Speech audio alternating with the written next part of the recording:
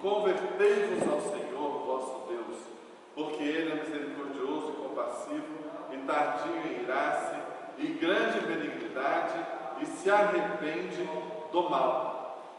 Então, o jejum aqui é relacionado à conversão. Porque quando nós somos crentes, a gente não converte só uma vez. Fulano converteu a Jesus.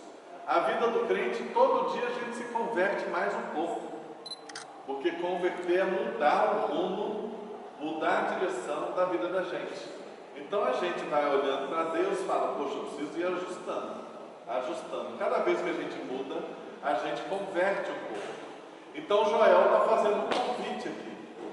Olha, tem que se converter. E o jejum como parte desse processo de se humilhar perante Deus para esse processo de conversão.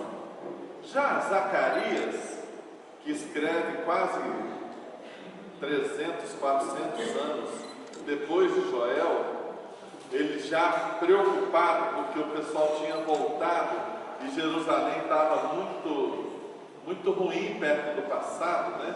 Porque não tinha rei, estava tudo fraco, dominado pela Pérsia.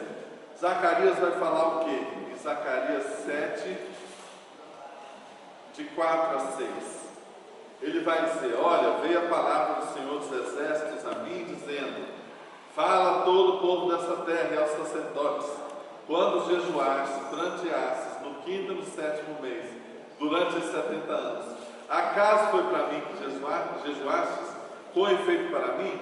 Quando comeis e bebeis, não é para vós mesmos que comeis e bebeis? Zacarias está fazendo uma crítica ao jejum que aquele povo estava praticando. Joel, 400 anos antes, Deus revelou para ele que o povo estava fora da vontade de Deus e ia sofrer por causa disso, invasão da Assíria, Babilônia, Pérsia. Zacarias, depois da invasão de Assíria, Babilônia, Pérsia, com Jerusalém ainda muito fraca, eles voltaram sem ter domínio próprio, dominados pela Pérsia, ele fala, olha, nós estamos pagando um preço, porque mesmo nesses 70 anos que nós ficamos no cativeiro, nós não soubemos, não aprendemos. Nós, quando jejuamos durante esses 70 anos, não era para Deus, era para a gente mesmo, que é o que Jesus vai criticar lá na frente, falar, esse povo está jejuando errado, esse povo está jejuando errado. E lá em 9, 17 a 29, e ele chega, quer ver? Marcos 9, 17 a 29, será que eu peguei certo? Peguei. Aquele jovem possesso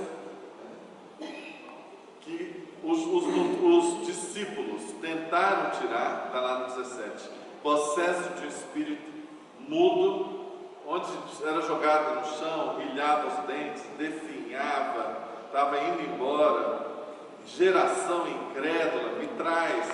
Aí quando ele chegou, na hora se revolvia, e aí, o que significa aqui? Quando trouxe para Jesus, o bicho não foi embora rápido não, porque os outros chegavam para Jesus já incomodava, não, esse começou a revirar no chão, né?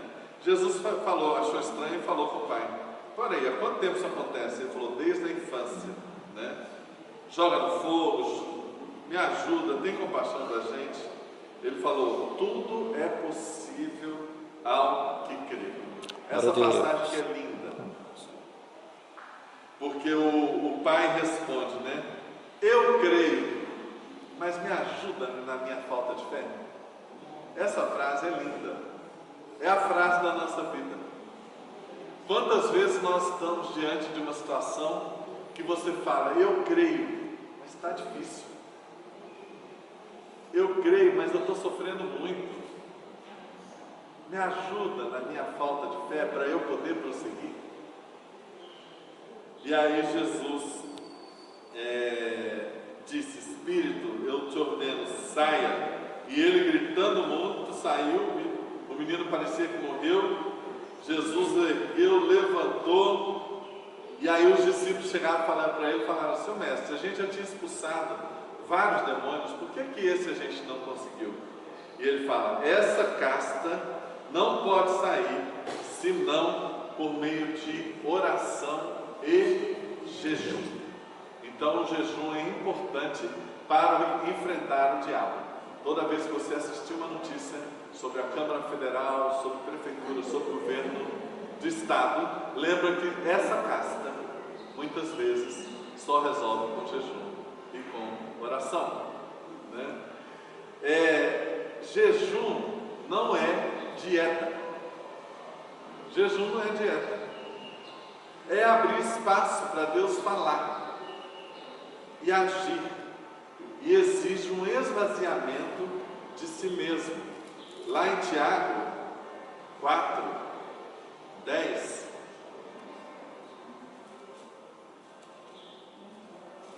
olha lá, Tiago 4, 10, diz assim: humilhai-vos na presença do Senhor e Ele vos exaltará.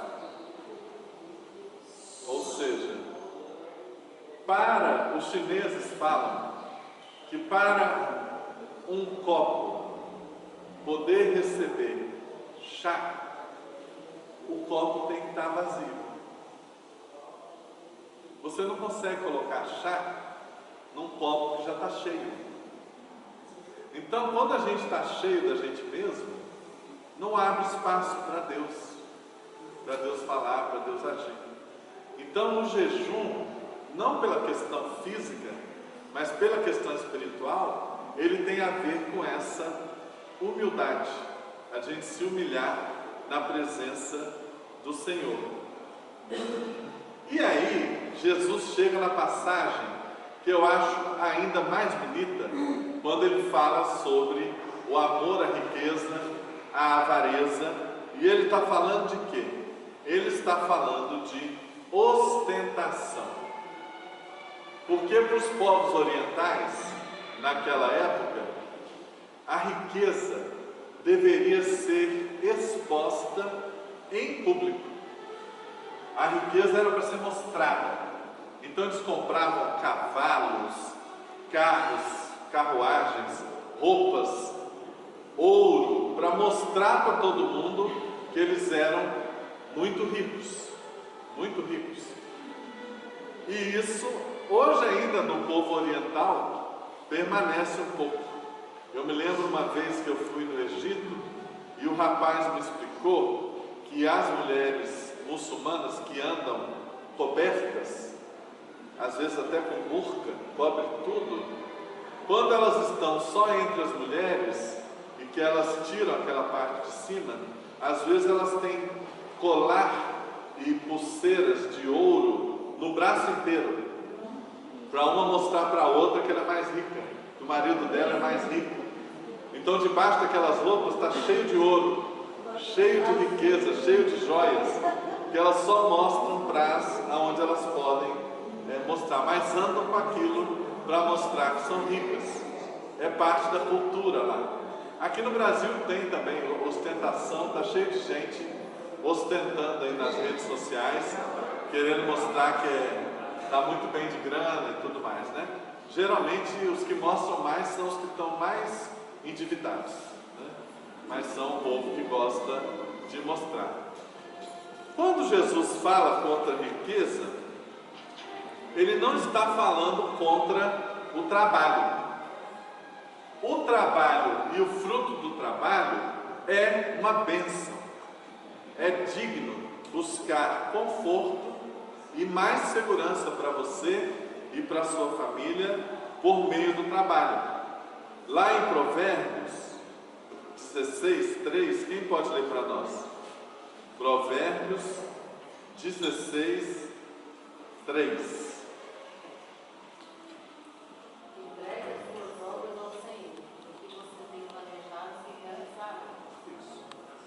Confia ao Senhor as tuas obras e os seus desígnios serão estabelecidos.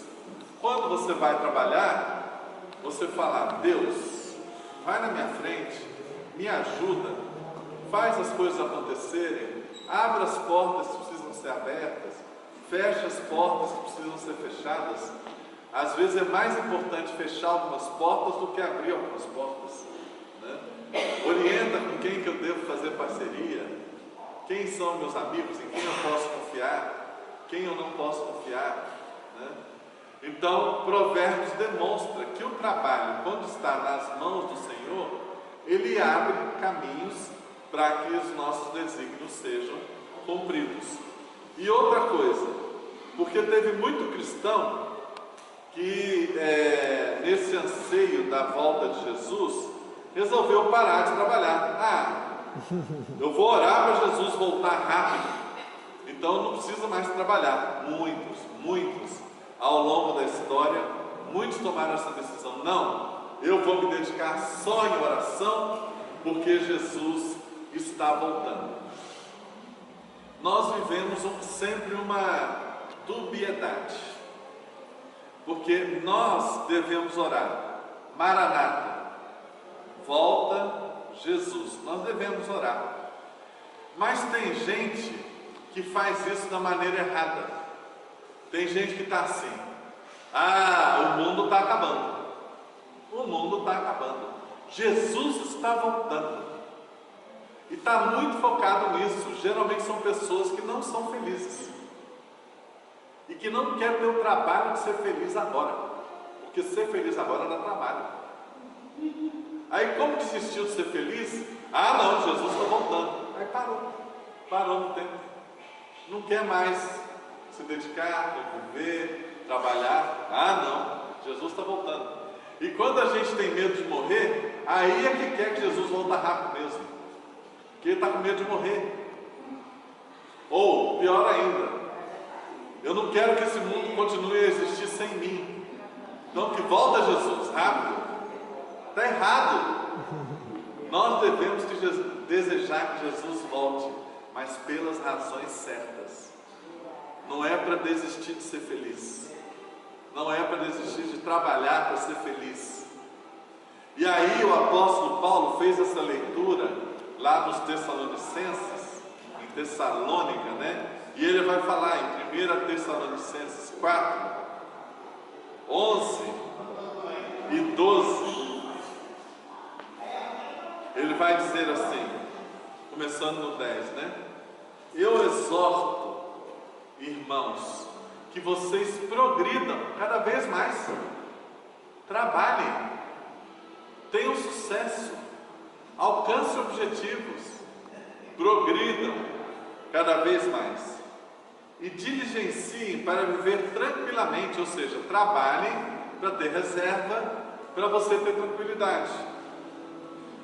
Cuidar do que é vosso, trabalhar com as próprias mãos, como vos ordenamos, de modo que vos porteis com dignidade para com os de fora e de nada venham a precisar. O apóstolo Paulo orientando como que o trabalho é bom. E lá em 2 Tessalonicenses 3,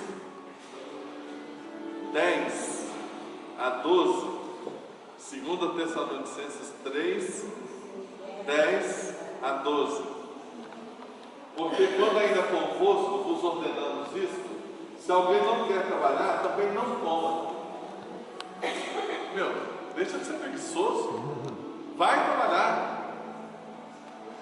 Pois de fato estamos informados de que entre vós há pessoas que andam desordenadamente, não trabalhando, antes se intrometem na vida alheia. Quem não arruma coisa para fazer se intromete na vida alheia. Até quem é aposentado tem que trabalhar. Vou repetir. Até quem é aposentado tem que trabalhar. Vai trabalhar o quê? Vai trabalhar na igreja, vai trabalhar no voluntariado, vai trabalhar no artesanato, vai trabalhar na ação social, vai trabalhar com visita, vai trabalhar com oração, montar grupo de oração. Tem que arrumar coisa para fazer. Quem fica assistindo muita televisão está fora da vontade de Deus. Televisão não é bíblico, porque não tem televisão na época da Bíblia.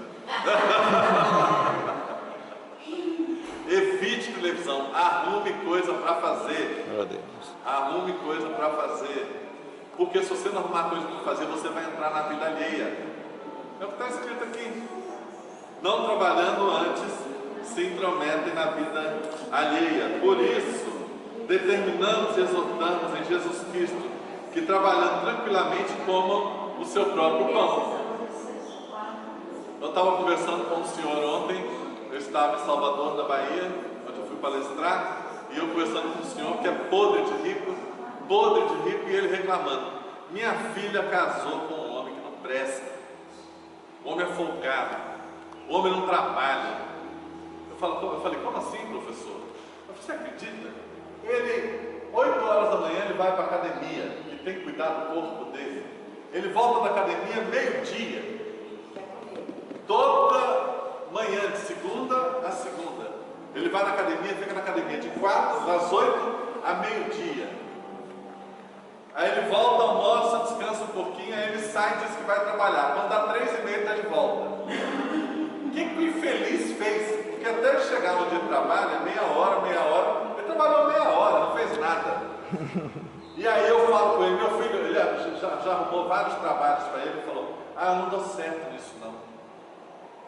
Eu falei: eu sei que você não dá certo, o que você dá certo é para viver às custas da minha filha, seu pai. Então assim, o homem estava nervoso, porque o genro não trabalha, né? E ele é podre de rico, porque ele sabe que daqui a pouco ele vai embora e esse dinheiro, se bobear, vai para a mão do genro. Dá raiva, né? Você juntar dinheiro sabendo que vai para o genro, porque a única coisa pior do que genro é cunhado, né? Deus me deu uma coisa que às vezes também costuma dar errado, né?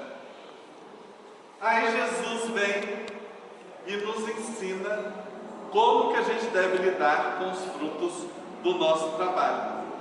Ele está reverberando Isaías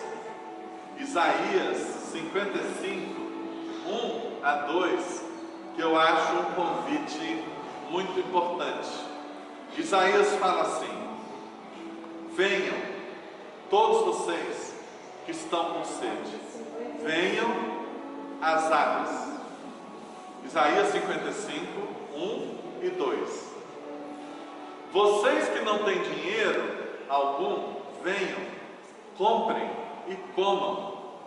E olha que não é com cartão de crédito não, viu? Naquela época não tinha cartão de crédito. Venham, compre vinho e leite, sem dinheiro, sem custo.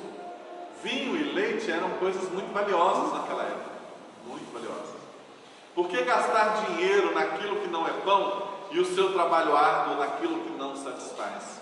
Escute-me e coma o que é bom, e a alma de vocês se deliciará com a mais fina refeição. Isaías 55 é chamado Deutero-Isaías ou terceiro Isaías, porque o livro de Isaías ele tem 3 partes muito diferentes.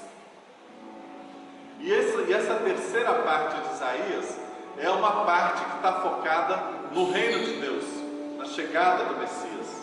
Então é uma parte profética relacionada à vinda do Messias. E ele está falando que quando o Messias vier plenamente o reino de Deus, ninguém vai ter sede, ninguém vai ter fome, ninguém vai ficar sem grana, as pessoas vão poder viver bem. Isso é o reino de Deus. E ele ensina: cuidado para não ficar gastando dinheiro naquilo que não é pão, nas coisas que são para aparecer.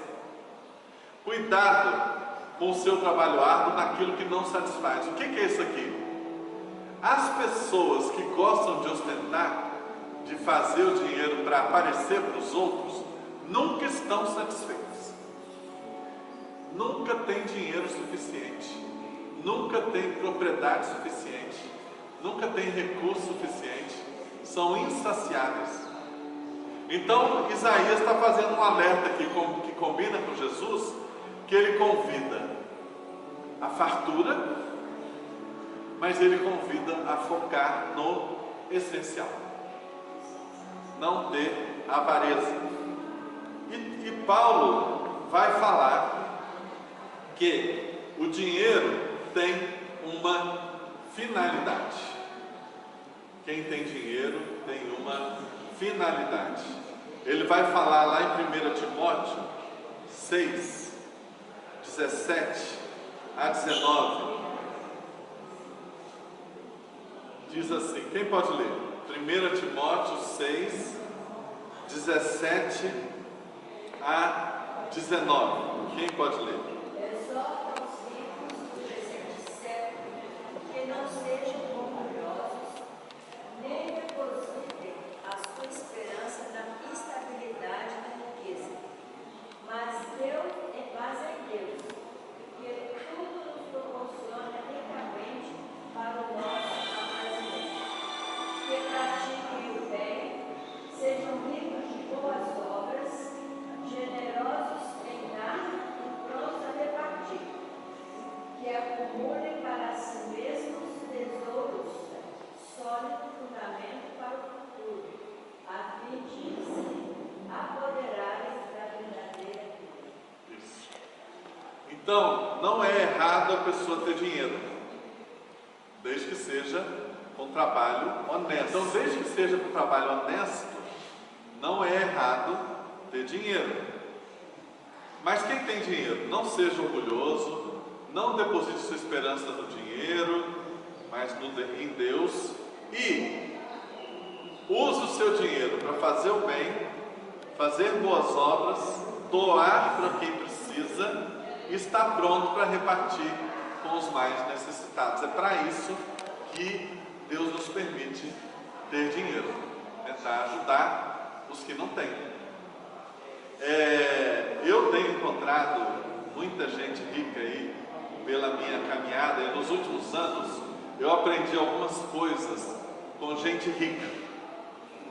A maioria não adianta esperar muito assim, vou ficar perto do rico, quem sabe ele me ajuda. Ele não ajuda ninguém.